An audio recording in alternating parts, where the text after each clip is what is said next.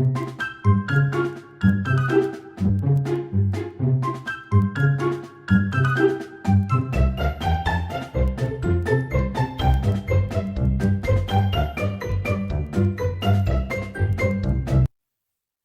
দাদা, আপনার একটা প্রশ্ন করেন, বলো কিছু।